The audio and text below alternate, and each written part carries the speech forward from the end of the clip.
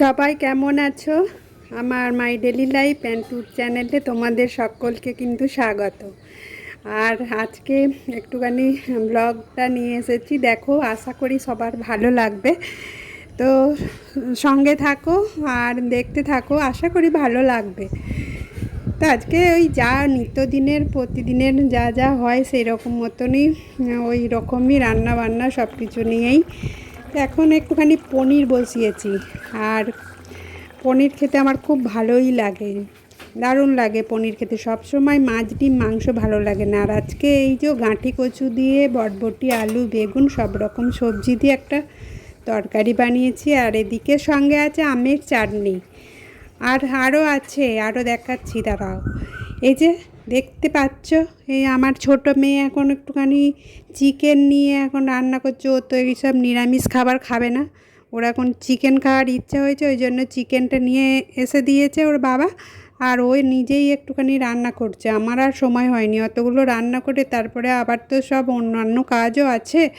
তো সেই জন্যে আমি অন্যান্য কাজ করতে চলে গেছি। আর ওই চিকেন রান্না করছে। আর এখন আমি একবারে এসে টুক করে ভিডিওটা করে নিয়েছি। খুব রেগে যাচ্ছে ভিডিওটা করলে, কেননা ওই যে ও রান্নাটা ভিডিওটা করছি, তো মাঝে মাঝে রেগে যাচ্ছে। কিন্তু আমি একটু ভিডিও করছি, ও কী করছে সেটাও তো একটুখানি দেখা দরকার।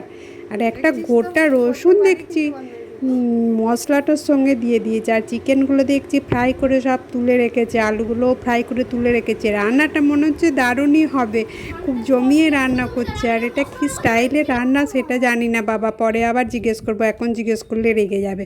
এই দেখো চিকেনটা কিন্তু সুন্দরই রান্না করেছে, ধনেপাতা দিয়েছে, বুঝতে পেরেছো? ওর বাবাকে দিয়ে ধনেপাতা আনালো বটে, আমি তখন অত বুঝতে পারিনি যে ধনে পাতাটা আবার কী করবে। আর এদিকে এক গাদা বাসন করে ফেলেছে, ছোট ছেলে তো, ওরা রান্না করলে তো বাসন চারটি বেশি হবেই। আর আমি ওই জন্যে বাসনগুলোকে আগে না ধুয়ে চান করতে যাব না, সেই জন্যেই বাসনগুলো আগে ধুয়ে নিই, নাহলে সেই চান করে এসে আর কিছু করতে আমার ভালো লাগে না। ওই বাসন ধোয়ার কাজটাই এখন করি তাহলে। আর তার সঙ্গে তোমাদের সঙ্গে একটুখানি গল্পও করছি, এই করে করে সময়টাও কেটে যাবে। আর এদিকে আমার বাসন ধোয়াও হয়ে যাবে।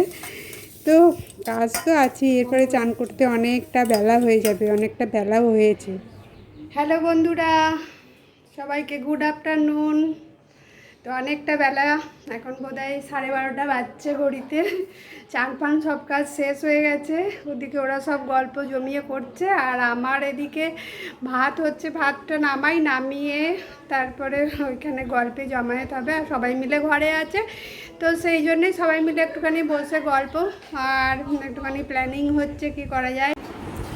এদিকে খাবার টাইমও হয়ে গেছে, আর উঠে সবার ভাত টাত বাড়াও হয়ে গেছে, তো ভাত বেড়ে দিয়েছি।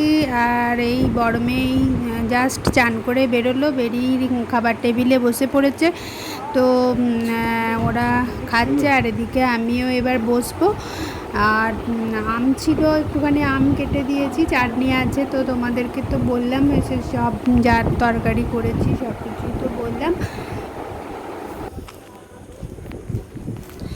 আর এখন একটুখানি বিকালবেলা, আর বিকালে তো জানোই একটুখানি হাঁটতে বেরিয়েছি। যেদিনে সকালে না সময় হয় সেদিনে একটুখানি বিকালে, আর বিকালে না হলে সকালে, এইরকম ভাবেই হাঁটি। আর এক একদিন আবার যেতে ভালোও লাগে না, সেদিনে হয়তো যাই না। তবে আর এইখানে দেখছি একটা লাইট পোস্টারকে বসাচ্ছে, কি জোরে জোরে প্রেসার দিয়ে দড়ি দিয়ে বেঁধে একবারে বসাচ্ছিল, জানো। আমি তো দেখে তো অবাক, কি দড়ি দিয়ে অনেকগুলো লোক মিলে টানছে। আর মুখে সব কী সব শব্দও করছে, হ্যাঁইও বলছে।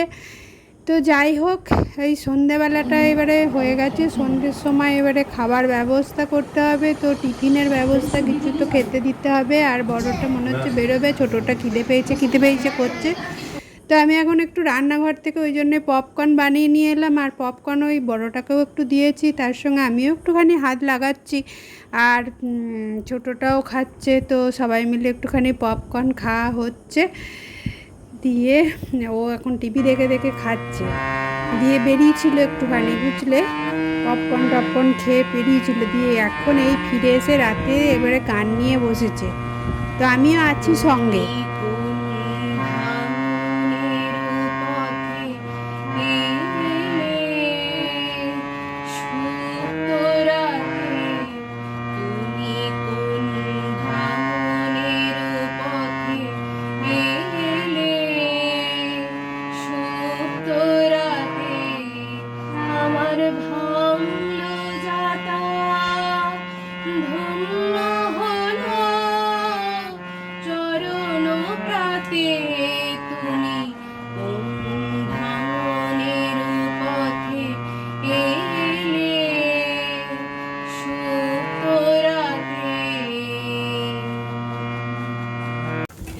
আজকের ব্লগটা সবার কেমন লাগলো জানাতে ভুলো না। এক্ষুনি ব্লগটা শেষ করব, অনেকটা রাত হয়ে গেছে। এখন অনেকটা রাত হয়ে গেছে কিন্তু, আর আজকে তো বুঝতেই পারিনি কখন 9:30 বেজে গেছে। রান্না বসাতে দেরি হয়ে গেছে, আর সেই জন্যে রাতে রান্নাটা এখনও চলছে। এরপরে খাওয়া দাওয়া হবে।